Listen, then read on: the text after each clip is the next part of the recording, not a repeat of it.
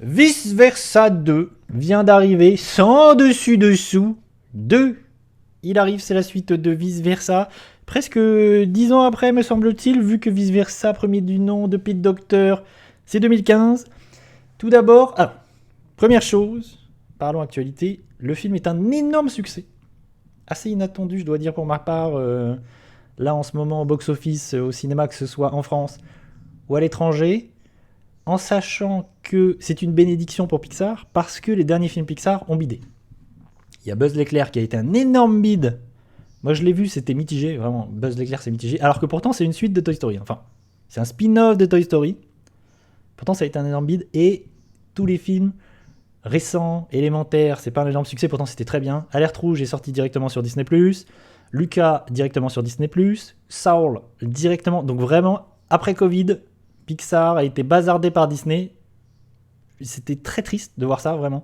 De voir ces films bazardés sur Disney+, oubliés même, je pense qu'il y a des films qui ont été très peu vus à cause de ça. Lucas, par exemple, je pense.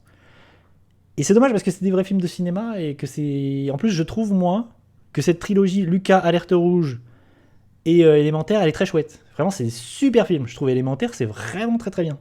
Et c'est des films plus personnels, d'auteurs qui proposent quelque chose. Et c'est là où je trouve que Pixar est intéressant. Proposer des idées originales. À la base, Pixar, c'est ça. C'est des concepts, des idées, des films originaux. Et ce qui est en train de devenir Pixar, là, à cause de Disney qui essaye vraiment de faire entrer de l'argent dans les caisses et faire en sorte d'amoindrir les frais, bah, c'est qu'on va se taper des suites. À ne plus savoir qu'en faire. Un Toy Story 5, un Monstres et Compagnie 4000, un Nemo 18, va y en avoir. Et là, je pense en plus c'est un mauvais signal, même si c'est cool pour Pixar. C'est un très mauvais signal parce que tous les films originaux se sont plantés. Et Vice Versa 2 est un énorme succès. Et je pense que ça va très clairement être l'un des succès de cette année. Là, c'est une certitude. Et je suis assez surpris. Alors, d'où je viens, d'où je parle. Moi, je suis très fan de Pixar, hein, vraiment. Mon préféré, c'est Monstres et Compagnie de Pete Docter, justement, qui réalise le premier Vice Versa. Et je dois dire que Vice Versa, moi, c'est vraiment pas mon Pixar préféré. C'est un Pixar où je trouve, comme souvent, l'idée, elle est brillante. L'idée, elle est géniale. C'est le Pixar du Pixar, quoi. Il n'y a pas plus Pixar. C'est-à-dire, c'est le Pixar qui dit les émotions ont des émotions. À un moment donné, ils ont dit les petits robots ont des émotions, les jouets ont des émotions, les émotions aussi, elles ont des émotions. Incroyable. Le concept, il est génial. Le fait est que le film est jamais aussi génial que son concept. C'est là, moi, où je trouve dommage. Et en définitive, il est jamais... tu sens que c'est jamais utilisé à son plein potentiel. Et c'est pour ça que je suis mitigé sur le premier, que je trouve très chouette. Il y a des très belles idées. Même visuellement, je trouve que c'est l'un des Pixar qui me parle le moins. Je trouve au niveau de la direction artistique, des émotions. Tout ça, à côté d'un Monstre et Compagnie et tout, vraiment, ça me parle beaucoup moins. Et il n'empêche que l'idée, elle est absolument brillante et que la suite a du sens. Vraiment, le fait que tu suives cet enfant, les émotions de cet enfant, le passage à l'adolescence, la puberté, tout ça a du sens. Vraiment, cette suite, moi, j'étais curieux, j'étais vraiment même plutôt enthousiasmé par cette suite. Je me disais, oui, il y a un truc à faire sur la puberté, sur le passage à l'âge adulte, en suivant une petite fille. Qu'est-ce qui se passe dans sa tête? Qu'est-ce qui se passe dans son cerveau? Le chamboulement du point de vue des émotions. Le problème, parce que je vais en arriver à ce que j'ai pensé sur le film, pour moi c'est j'allais dire énorme, non, c'est une très grosse déception. Parce que je trouve que le film, il essaye de cocher des cases de la suite, qui prend pas trop de risques, qui propose pas trop de surprises, justement pour que ce soit... pour faire venir des spectateurs. Pour pas que, justement, ça s'effondre au box-office et pour pas que ce soit un autre échec de plus. Tu sens que c'est une suite très sage. Et c'est ça où est mon problème. Et c'est le même film que le premier. Moi, c'est là où est mon premier problème. C'est que vraiment, c'est la même chose. La trame, le scénario, là où va le film, ce qui se passe dans le film, vraiment, c'est la même chose. C'est limite presque un remake. Et encore une fois, cette idée de passage à la puberté, de suivre une petite fille, passage à la puberté, et de suivre son évolution et son cheminement. Qu'est-ce qui se passe? Enfin, pour une jeune fille qui devient une adulte, enfin, qui devient une adolescente, la crise d'adolescence, c'est ça, je voulais dire. C'est Alerte Rouge. Alerte Rouge fait déjà ça, et il le fait beaucoup mieux, je trouve. Alerte rouge, vraiment, je trouve c'est un très très chouette fille. Chouette fille, qu'est-ce que je raconte? Chouette film sur une fille qui vit une puberté et qui va parler des règles et vraiment la métaphore des règles avec vraiment ce film, moi je le trouve super, Alerte rouge. Et c'est vachement mieux, je trouve, que vice versa, personnellement. Et là où c'est dommage, je vais mettre des petites images, voilà, du film, parce qu'on est là pour ça aussi. Si je retrouve mes petits boutons, je fais paf. Ah non, ça marche pas. Ah, peut-être je me suis planté. Flûte. Attendez, si je fais bim, si je fais vice versa, hop, pas. Ah, là c'est bon. Comme ça, on a des petites images. Qu'est-ce que j'allais dire? C'est que, en fait, il y a trop de personnages. Déjà d'une, parce que l'idée étant de dire que les enfants ont des émotions hyper basiques, qui sont vraiment la peur, la joie, les 5 émotions, je sais plus, mais les émotions de base du premier film. Et dans le 2, va y avoir des émotions plus complexes. Par exemple, l'un des personnages principaux du film, c'est Anxiété. Anxiété qui prend vraiment le lead par rapport à joie, à peur. Il y a quoi? Il y a joie, il y a peur, il y a colère, et d'autres. Anxiété d'ailleurs jouée par Dorothée Pousseau, qu'on retrouve. Tiens, un petit aparté là-dessus sur la VF. C'est Dorothée Pousseau qui joue l'un des rôles principaux parce que Anxiété c'est vraiment l'un des tout nouveaux personnages et c'est le nouveau personnage à entrer en jeu et à prendre le devant de la scène. Et c'est cool d'avoir choisi une vraie comédienne de doublage, même si moi j'ai un peu marre de l'entendre partout. J'en ai un peu marre. Dorothée Pousseau parce qu'elle a une vraie voix caractéristique. Elle a une voix chiante. Elle a une voix un peu énervante. Et c'est cool de l'avoir pris elle, parce que déjà elle est excellente, vraiment c'est son travail, elle le fait extrêmement bien. Plutôt que d'avoir pris un acteur, d'avoir pris un star talent. Et ça, je trouve ça vraiment positif. C'est vraiment un aparté, une parenthèse. Parce qu'au casting, on a autour d'elle, on a Charlotte Lebon, Dorothée Pousseau, je l'ai dit, Mélanie Laurent, tous les autres, c'est des acteurs. Mélanie Laurent, Pierre Ninet, Gilles Lelouch, Adèle Exarchopoulos. Et il y a Françoise Cadol qui joue la maman, comme dans le 1. Et Françoise Cadol, je l'aime infiniment, merci Françoise. Et petit mot sur Adèle Exarchopoulos, qui aussi en VO joue le même personnage, c'est-à-dire qu'elle joue le personnage, elle joue Ennui, en VO et en VF. Mais alors elle a 3 lignes de dialogue. Elle a 4 lignes de dialogue, et le personnage est inexistant, et le personnage sert absolument à rien. C'est ça le problème, je vais revenir là-dessus. Il y a trop de persos, parce que du coup on fait venir plein... Oui, il y a Françoise, qu'on adore tous. Donc ça fait... Bah après elle a un tout petit rôle, hein. C'est la maman, donc on la voit très peu. Et en fait, il y a trop de persos, parce que du coup, on fait venir des nouvelles émotions, et ça crée que, du coup, il y a des personnages d'émotions qui servent à rien. Vraiment, tu te dis... Parce qu'Anxiété prend le devant de la scène, et les autres à côté sont pas très importants, servent pas à grand-chose. Et la trame du film, c'est très similaire au premier, parce qu'en fait, encore une fois, on a le voyage des émotions qui doivent partir en quête, sauf que dans le premier c'était juste peur et joie. Là c'est peur, c'est toutes les anciennes émotions en fait qui partent parce qu'elles sont mises de côté par les nouvelles émotions. Elles sont elles sont exilées, j'ai envie de dire même. Elles sont carrément exilées.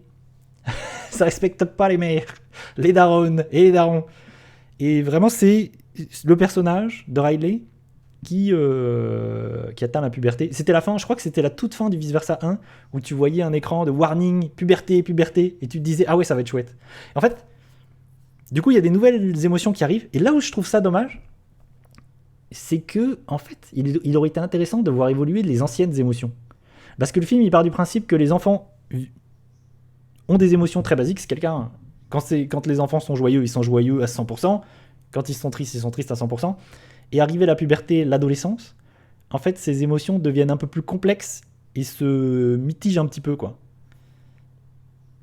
Et c'est là où Anxiété prend le pas sur toutes les autres. Et ce qui est dommage, c'est qu'il n'y a pas d'évolution des anciennes émotions. En fait, ce qui aurait été peut-être intéressant, c'est de voir les émotions fusionner peut-être entre elles, évoluer, changer ou devenir autre chose. Peut-être que joie, plutôt que de rester joie, elle aurait pu devenir autre chose. C'est pas du tout le cas dans le film.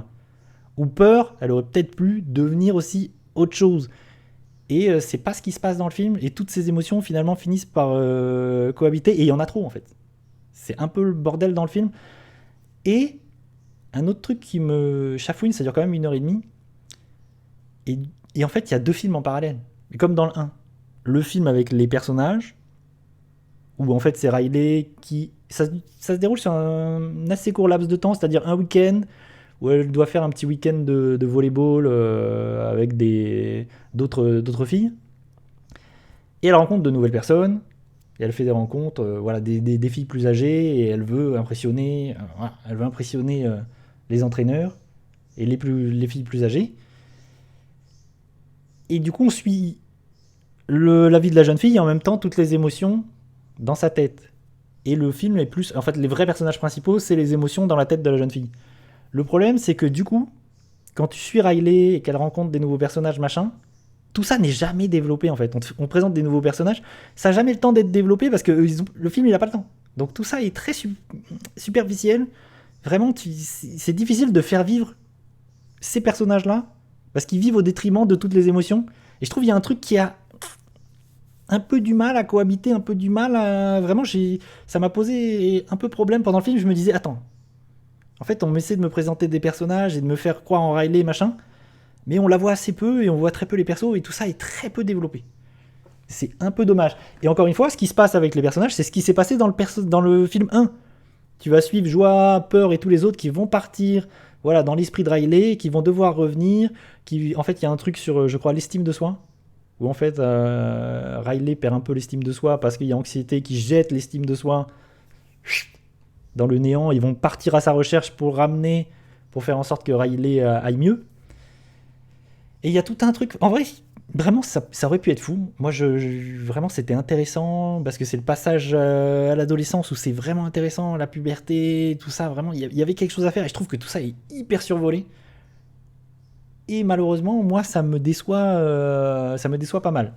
Cela dit, il y a quand même quelques idées. On est sur un film Pixar, il y a quand même quelques idées assez amusantes. Par exemple, il y a une idée, il y a des trucs qui, dans son esprit, dans l'esprit de Riley, les émotions, elles vont trouver des choses un petit peu refoulées, des choses oubliées en fait, des souvenirs un peu oubliés. Et par exemple, on va voir apparaître un personnage de dessin animé qui est une référence à Dora l'exploratrice et qui est animé en 2D d'ailleurs, c'est cool ça. Vraiment, il est animé en 2D et il sort des objets de nulle part. Voilà, un sac à dos. Voilà, en fait, c'est une banane. C'est exactement, c'est une espèce de parodie de Dora l'exploratrice. C'est très rigolo. Surtout que c'est animé en 2D, donc c'est amusant. Et il y a un personnage de jeu vidéo aussi, qui encore une fois est un souvenir dans l'esprit de Riley. Ça, c'est un peu cool parce qu'il est animé comme un personnage de jeu vidéo aussi. C'est-à-dire un peu, voilà, en 3D, un peu nul. T'as l'impression que ça sort d'un jeu N64. C'est un peu cool. Et encore une fois, c'est des trucs pour les vieux. Je pense que les vieux vont comprendre. Les gens plus âgés, les enfants pas du tout. Les enfants, ils n'auront pas le recul. Je pense qu'ils n'auront pas le recul de la parodie du personnage de Dora l'exploratrice. Et je pense ça aussi, c'est comme sur le premier film. Les enfants, ils n'auront pas... c'est pas réellement des films pour... Les enfants, ils vont avoir du mal à comprendre la chose, en tout cas les plus jeunes. Et en plus, c'est compliqué parce que c'est très abstrait. C'est quand même un truc très abstrait à matérialiser les émotions qui ont des émotions, nanani, nanana. Donc je sais pas à quel point ça touche, je sais pas à quel point le premier a touché les plus jeunes, à quel point celui-là aussi va fonctionner sur les plus jeunes. Je suis pas convaincu personnellement dans la salle, j'ai pas entendu beaucoup les enfants rigoler, je pense qu'ils étaient un peu largués à beaucoup d'endroits. Et je disais, il y a des trucs rigolos, ces petits personnages, c'est rigolo, ce personnage de jeu vidéo. C'est rigolo, c'est un peu une sorte de Cloud, tu la vois jouer à un jeu qui ressemble à Smash Bros. Le personnage ressemble à un personnage de JRPG lambda.